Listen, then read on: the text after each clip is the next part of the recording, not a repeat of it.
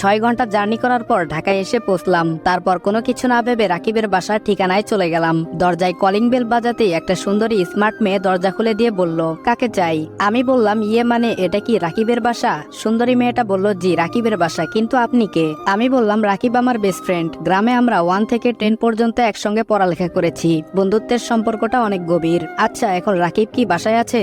সুন্দরী মেয়েটা বলল, ওহ, তার মানে আপনার নাম নিশ্চয়ই রনি, রাইট? আমি বললাম, জি হ্যাঁ, কিন্তু আপনি কেমনে আমার নামটা উপলব্ধি করতে পারলেন সেটা আগে বলুন। মেয়েটি বলল, সবই বলবো, তার আগে ভেতরে আসুন। এই শুনছো, বাহিরে এসে দেখো কে আসছে। রাকিব ভেতর থেকে বলে উঠল, কে আসছে? রাকিব এই বলে যে আমাকে দেখলো তখনই আনন্দের সহিত বলে উঠল, আরে দোস্ত, কেমন আছিস? আমি বললাম, হ্যাঁ ভালো। সেই যে গ্রাম থেকে এসে পড়লি, কই একদিনও তো ফোন দিয়ে খোঁজ খবর নিলি না। রাকিব বলল, সরি দোস্ত, ভুল হয়ে গেছে। এছাড়া আমার এইদিকে অনেক ধকল গিয়েছে। আচ্ছা, এসব কথা পরে হবে, তার আগে ফ্রেশ হয়ে আয়। এই নীলা, যাও রনির জন্য ভালো কিছু খাবারের আয়োজন করো। নীলা বলল, আচ্ছা ঠিক আছে, তোমরা গল্প করো, আমি বরং এর মধ্যে রান্নার কাজটা সেরে নেই। নীলা এই বলেই চলে গেল। রাকিব বলল, এখন বল ঢাকায় কেন আসছিস? আমি বললাম, ওই একটা চাকরির ইন্টারভিউ দিতে। কিন্তু তার আগে বল, নীলা নামে যাকে এতক্ষণ ডাকলি সে তোর কে হয়? রাকিব বলল, ও হচ্ছে আমার স্ত্রী নীলা। গত মাসে পারিবারিক ভাবেই বিয়েটা হয়েছে। আমি বললাম, বিয়ে করলি ভালো কথা, কিন্তু আমাদের ফোন করেও তো জানাতে পারতি, জানালি না কেন? রাকিব বলল, বিয়ের চাপে সবকিছু কেমন জানি গুলিয়ে ফেলেছিলাম। এসব আলোচনা করতে রাকিবের স্ত্রী নীলা এসে বলতে লাগলো, এই তোমরা খেতে এসো, খাবার রেডি হয়েছে। রাকিবের সঙ্গে খেতে বসলাম। রাকিবের স্ত্রী ভালো মানের রাঁধুনি, সেটা খাবার মুখে দিতেই বুঝতে পারলাম। খাবার খাওয়ার মাঝে রাকিবের উদ্দেশ্য করে বলে উঠলাম, রাকিব, ভাবি কিন্তু ভালোই রান্না করতে পারে। তাছাড়া আজকালের যুগে মেয়েরা ভালো মানের রান্না করবে তো দূরের কথা, কিচেনের কাছেই যায় না। সেদিক থেকে নীলা ভাবি স্মার্ট হলেও রান্না বান্না কিন্তু ভালোই শিখেছে। রাকিব বলল, আর বলিস না, দিনে 1000 রকম আইটেমের খাবার সে আমাকে রান্না করে খাওয়াবে। তাছাড়া নীলা রান্না বান্না করতে অনেক ভালোবাসে, এর জন্য তো নীলার রান্না করা খাবারে এতটা জাদু। নীলা রাকিবকে একটু খোঁচা মেরে বলল, খুব পাম দেওয়া হচ্ছে তাই না? আমি বললাম, ভাবি সত্যি আপনার রান্নার হাতটা অনেক ভালো। নীলা বলল, ধন্যবাদ ভাইয়া। খাবারের পর্ব শেষ করে উঠতে রাকিব বলল, তো এখন কার কাছে যাবি? আমি বললাম, না মানে 2টা দিন তোর এখানে আপাতত আমাকে থাকতে হবে। এ কথা বলতে নীলা রাকিবকে ইশারা করে কি যেন বলল। রাকিব কিছুক্ষণ দম নিয়ে বলতে লাগলো, সরি দোস্ত, এখানে মনে হয় তোর থাকা হবে না। আমি অনেকটা অবাক হয়ে জিজ্ঞাসা করলাম, কেন? রাকিব বলল, আজ রাত 9টায় নীলাকে নিয়ে বাসায় যেতে হবে। একা বাসায় তুই কেমনে থাকবি? তার থেকে আমার এক পরিচিত হোস্টেল আছে, নাম বলে দিচ্ছি, সেখানে গিয়ে আমার নাম বললেই ডিসকাউন্ট পাবি। রাকিবের কথা শুনে এবার বুঝতে পারলাম প্রকৃতপক্ষে সে আমাকে বাসায় আশ্রয় দিতে নারাজ, কিন্তু আমার মুখের উপর না করতে পারছে না। এজন্য আমাকে এখান থেকে তাড়ানোর একটা বাহানা বানাচ্ছে। সেটা রাকিবকে দেখেই স্পষ্ট বোঝা যাচ্ছে। রাকিব বলল, কিরে, কি ভাবছিস? ওখানে কোনো সমস্যা হবে না, আমি ফোন করে সব ঠিক করে দিচ্ছি, তুই বরং সেখানেই চলে যা। রাকিবের আচরণে কেমন জানি নিজেকে অসহায় লাগছে। মুখের উপর না করতে পারছে না দেখে বাহানা ধরে আমাকে তাড়াচ্ছে।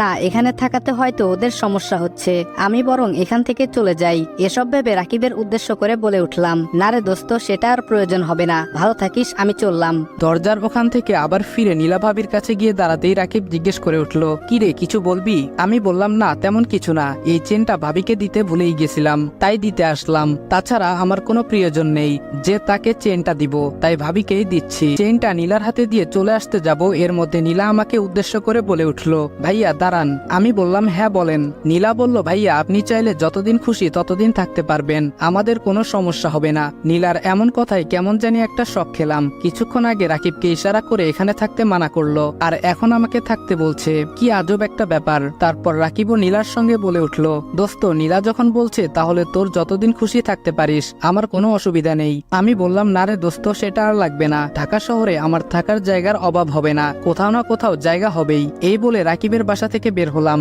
গ্রামে থাকতে কতই না বন্ধুত্ব ছিল, আর এখন বাসায় এসে যে থাকার কথা বললাম অমনি তার রং পাল্টালো। এরা শুধু স্কুল কলেজ লাইফেই বন্ধুত্ব থাকে, এরপর তাদের কোনো উপকারেই পাওয়া যায় না। রাকিবের বাসায় না গিয়ে যদি অন্য কোথাও যাইতাম তাহলেও ভালো হতো, শুধু শুধু মনটা খারাপ হয়ে গেল। এখন ফুটপাতে থাকা ছাড়া আর কোনো উপায় নেই। যার আশা করে ঢাকাতে আসলাম সে এমন রিয়াক্ট করবে তা আমি স্বপ্নেও ভাবিনি। আনমনে রাস্তা দিয়ে হাঁটতেছি, রাতটা ফুটপাতেই নির্ঘুমে কাটিয়ে দিতে হলো। এখন কাকা কাকিমা ছাড়া যে বাস্তবতা কত কঠিন তা এখন হারে হারে টের পাচ্ছি। গ্রামে যে ফিরে যাব সেটাও সম্ভব না। আল্লাহর উপর বিশ্বাস রেখে দীর্ঘ একটি নিঃশ্বাস ফেলে ভাবতে লাগলাম, সকালে একটা না একটা থাকার ব্যবস্থা হয়েই যাবে। অপরদিকে তানিশা বলল, মা আজ বাদরটাকে দেখছি না যে, কই সে? তানিশা কথা বলতেই তানিশার মা কান্না করে বলল, মারে, আমার মনে হয় রনি আমাদেরকে ছেড়ে অন্য কোনো শহরে চলে গিয়েছে। তানিশা বলল, কি বলছো, চলে গেছে মানে? মানে কোথায় গিয়েছে?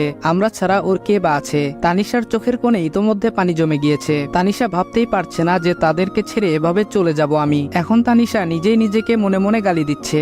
হয়তো রক্তের সম্পর্কের ভাই না, কিন্তু ভাইয়ের চেয়েও তো কম ছিল না, আর তাকেই কিনা বাজে ভাষায় অপবাদ দিয়েছে। এসব ভাবতেই তানিশা কান্না করে দিয়ে বলল, মা এখন আমি কার সঙ্গে ঝগড়া করব? ও তো চলে গেল। কাকিমা কান্নার স্বরে বললেন, মারে সেদিন যদি এসব কথা না বলতি তাহলে ও হয়তো আমাদের ছেড়ে যেত না। যদিও ও আমার পেটের সন্তান না, তারপরও ও তোকে নিজের বোন ভাবতো। এমন একজনকে কেমনে এসব বাজে কথা বললি? তোর মুখে কি একটু আটকায়নি তখন? তানিশা বলল, মা আমার ভুল হয়েছে, সেদিন রাগের মাথায় এসব উল্টাপাল্টা কথা বলেছি, কিন্তু তুমি ওকে চলে যেতে দিলে কেন? কাকিমা বললেন, আমিও জানতাম না। তোদের কলেজের প্রিন্সিপাল আমাকে কয়েক ঘন্টা আগে ফোন করে বলল ও নাকি কলেজ থেকে টিসি নিয়েছে। তার কারণস্বরূপ এটাও বলেছে আমরা নাকি সপরিবারে ঢাকায় চলে যাচ্ছি। একথা প্রিন্সিপাল শুনে টিসিটা দিয়েছে। তানিশা বলল, মা রনি তাহলে আমাদের এখানে আর আসবে না? কাকিমা বলল, তুই ওকে ভালোভাবেই চিনিস, ছোট থেকেই ও একটু জেদি, যা বলে তাই করে। আমাদের এখান থেকে যেহেতু চলে গিয়েছে তখন মনে হয় না আর ফিরে আসবে। এটা ভাবতেই ভেতরে দুমড়ে মুচড়ে উঠছে।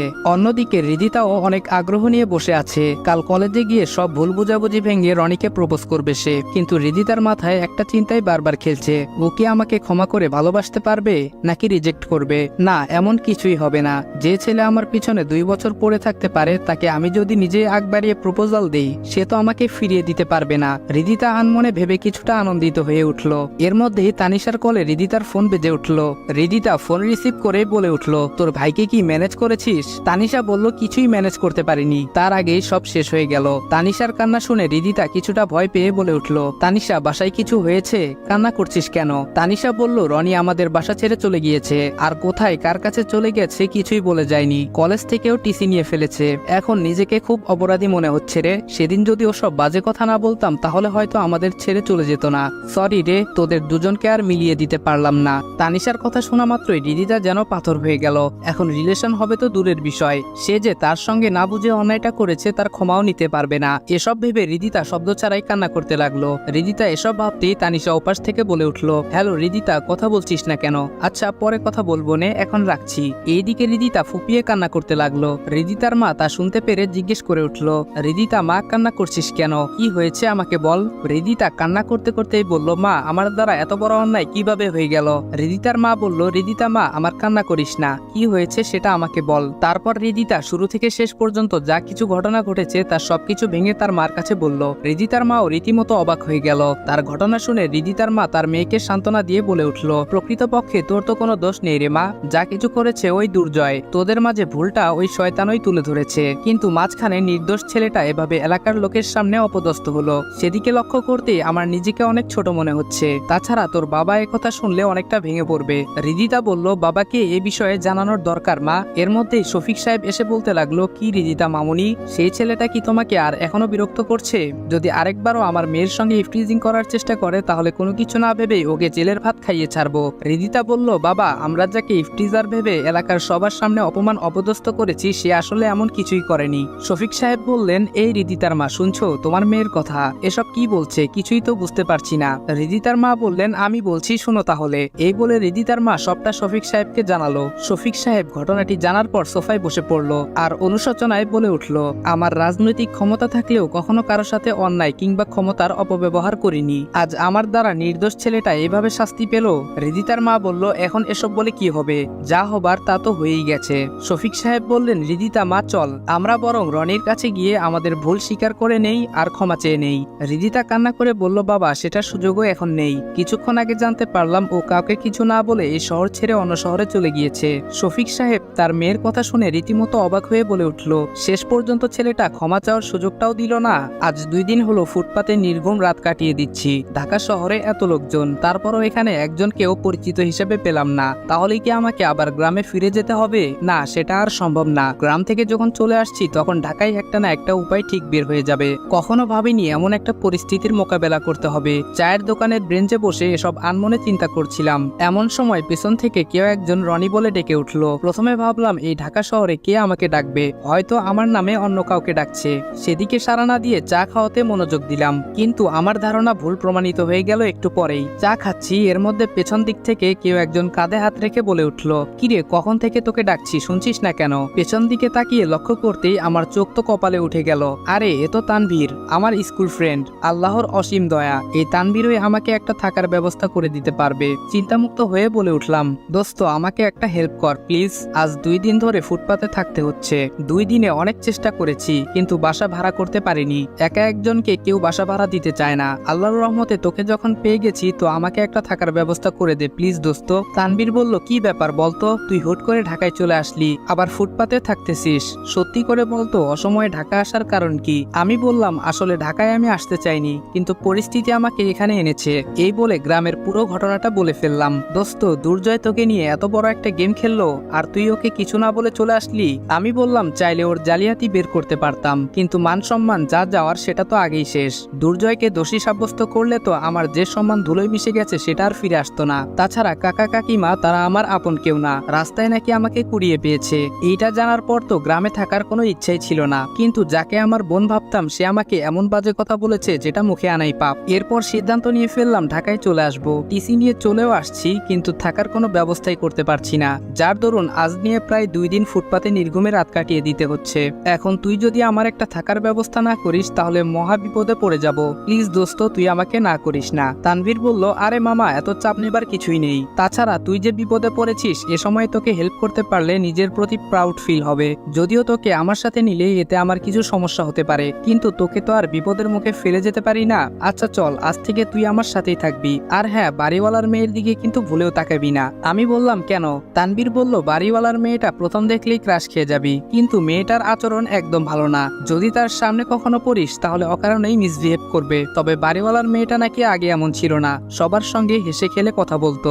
যখন ওই প্রেম ভালোবাসা নামক শব্দে মেয়েটি প্রতারিত হলো তখন থেকেই ছেলেদের একদমই সহ্য করতে পারে না। তাই তোকেও বলছি, বাড়িওয়ালার মেয়ের সঙ্গে কথা বলবি তো দূরের বিষয়, তার সামনেই যাবি না। আমি বললাম, আচ্ছা ঠিক আছে, যাব না। আল্লাহর উপর বিশ্বাস রেখেছিলাম বলে তানভীরকে আমার করুণ সময়ে পেয়ে গেলাম। নিশ্চয়ই আল্লাহর উপর বিশ্বাস রাখলে সে কখনো নিরাশ করে না, তার প্রমাণ আজকে পেয়ে গেলাম। তারপর তানভীরের সঙ্গে তার ভাড়া নেওয়া বাসায় চলে গেলাম। বাড়িওয়ালার স্ত্রী আমাকে দেখেই তানভীরকে বলল, তোমার সঙ্গে ও কে? তানভীর বলল, আন্টি ও আমার বেস্ট ফ্রেন্ড রনি, গ্রাম থেকে এসেছে, এখন আমার সঙ্গেই থাকবে। আর আন্টি ও যেহেতু আমার সঙ্গেই থাকবে তার ভাড়াটাও আপনি মাস শেষে পেয়ে যাবেন, সমস্যা নেই। বাড়িওয়ালার স্ত্রী বলল, আচ্ছা ঠিক আছে, তুমি যখন বলছো তাহলে থাকতে পারে, কিন্তু প্রতি মাসের ভাড়া আমাকে ঠিকমতো দিতে হবে, নয়তো এই বাসা তোমাকে ছাড়তে হবে। তানভীর বলল, আচ্ছা আন্টি, প্রথমে ভেবেছিলাম আমার কাছে বাসা ভাড়াই দিবে না, কিন্তু তানভীরের সুপারিশ করায় বাড়িওয়ালা রাজি হয়েছে।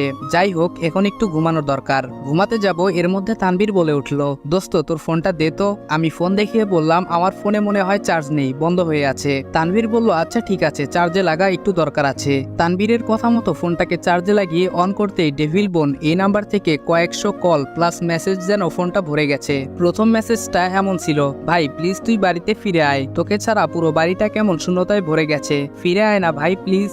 মেসেজের শেষে কান্নার ইমোজি 2টা। তারপরেরটা, তোর জন্য মা বাবা তারা অনেক কান্না করতেছে, তাদের দিকে তাকিয়ে অ্যাটলিস্ট এবার ফিরে আয়, জিদ করিস না প্লিজ। তুই তো জানিস তোর সঙ্গে আমার ঝগড়া না করলে পেটের ভাত হজম হয় না। এখন তুই বাসায় নেই, দুদিনে কেমন জানি অন্ধকার নেমে আসছে, বাবা মার মুখে হাসির কোনো আভা নেই, সব সময় বিষণ্ণতার ছাপ তাদের মুখে লেগেই থাকে। তুই তো এটাও জানিস ওরা আমাকে না যতটুকু ভালোবাসে তার থেকে দ্বিগুণ ওরা তোকে ভালোবাসে। তুই কি চাইলে পারবি না তোর সব রাগ অভিমান ফেলে আমাদের কাছে ফিরে আসতে? মেসেজটা পড়তে চোখ থেকে কয়েক ফোঁটা নোনা জল গড়তে লাগলো। তারপরও কোনো কিছু না ভেবে সেই মেসেজের রিপ্লাই দিলাম, সেটা আর সম্ভব না। আর হ্যাঁ, দয়া করে এই নাম্বারে ফোন কিংবা মেসেজ দিবেন না প্লিজ। এইটুকু লিখে ডেভিল বোন নাম্বারে সেন্ড করলাম। সঙ্গে সঙ্গে ওপাশ থেকে কল আসতে লাগলো। কল কেটে দেবার পরও কল আসতে লাগলো। উপায় না পেয়ে কলটা রিসিভ করলাম। আমি বললাম হ্যালো। অপর পাশ থেকে তানিশা কান্না করে বলতে লাগলো, ভাই তুই কই আছোস? আমি তানিশার নাম্বার ডেভিল বোন নামে সেভ করে রেখেছিলাম। আমি বললাম, সরি, কে আপনার ভাই? ফোনে এভাবে কান্নাকাটি করছেন কেন? যদি কান্নাকাটি করতে হয় তাহলে ফোন কেটে দিয়ে একাই সারাদিন কান্না করেন, রাখছি। ফোনের লাইনটা কাটতে চেয়েও কেন জানি কাটতে পারলাম না। নীরব শ্রোতাদের মতো চুপ হয়ে গেলাম। আর তানিশা ওপাশ থেকে বলতে লাগলো, তুই 2 দিন হলো বাড়ি ছেড়েছিস, আর 2 দিনেই তোর শূন্যতায় পুরো বাড়ি ভরে গেছে। আগে তো তোর জ্বালায় কোনো সিরিয়াল দেখতে পারতাম না, সারাক্ষণ ওই IPL খেলা নয়তো মুভি দেখেছিস, তবুও আমাকে কিছু দেখতে দেসনি। এই নিয়ে তোর সঙ্গে আমার অনেকবারই ঝগড়া লেগে গিয়েছিল, কিন্তু এখন সারাক্ষণ সিরিয়াল দেখলেও আমাকে কিছু বলার মানুষটা নেই। এখন আমি তাকে খুব মিস করছি, প্লিজ চলে আয় না ভাই। নীরবে শুধু ওপাশ থেকে তানিশার কথা শুনছি। তানিশা বলল, তুই না হৃদিতাকে অনেক ভালোবাসতি, সে তোকে এখন অনেক ভালোবাসে। এমনকি আমি মা বাবাকে বলছি তারা হৃদিতাকে তোর বউ করে ঘরে এনে দিবে। এবার তো ফিরে আয় ভাই। কি হলো, হলো, কথা বলছিস না কেন? হ্যালো। তানিশা উপাস থেকে হ্যালো হ্যালো বলতেই কোনো কিছু না বলে ফোনটা কেটে দিলাম এবং সঙ্গে সঙ্গে সিমটা খুলে ফেললাম। আমি যেই সিমটা ভাঙতে যাব অমনি তানবীর এসে বলতে লাগলো, আরে সিমটা ভাঙতেছিস কেন? দরকার পড়লে খুলে রেখে দে। এমনও তো হতে পারে সিমটা আবার কোনো প্রয়োজনে লেগে গেল, তখন তো আবার সমস্যার সম্মুখীন হতে হবে। আমি বললাম হ্যাঁ তাই তো, সিম ভেঙে ফেলার চেয়ে খুলে রাখাই ভালো, কখন কি প্রয়োজনে পড়ে যায় তা বলা মুশকিল। এসব ভেবে সিমটা আর ভাঙলাম না, সযত্নে রেখে দিলাম। তারপর কিছুক্ষণ ফোনে ফেসবুকে নিউজ ফিড ঘেটে ঘুমিয়ে পড়লাম। বিকালে ঘুম থেকে উঠে ছাদে চলে গেলাম, নতুন জায়গা দেখার কৌতূহলটা একটু বেশি। পরন্ত বিকালের প্রাকৃতিক সৌন্দর্য দেখছিলাম, হঠাৎ একটা মেয়েলি কণ্ঠে বলে উঠল, এ ছেলে তোকে ছাদে আসার পারমিশন কে দিয়েছে? পেছনে তাকাতেই আমার চোখ যেন কপালে উঠে গেল। এ তো দেখছি নির্ঘাত বলিউডের নায়িকা, মনে হচ্ছে শুটিং বাদ দিয়ে এখানে অবসরে ঘুরতে আসছে।